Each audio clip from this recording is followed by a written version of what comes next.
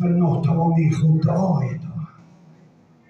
خداوندی جهان قادر دارم، به ره راست هدایت کن تو ما. به هر حال تو را ما بندگانی، اگر چندی حریص شهوت مالی.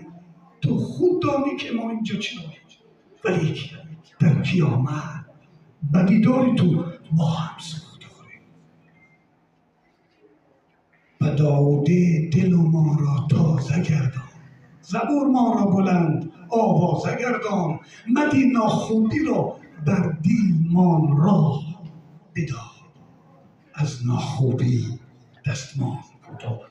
به خاطر این در آخر گفتنیم که خداوند ملتی تاجی کرد، خداوند دین و دیانتی تاجی کرد، خداوند ملت و دولت و وطن ملتی تاجی کرد در پشت پناه خودش نگاه کرد.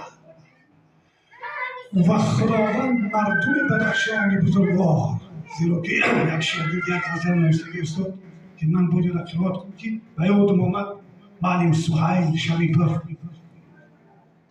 ما خاک خراسان به رضوان نمیدهیم، ما سیر بدخشان به آلمان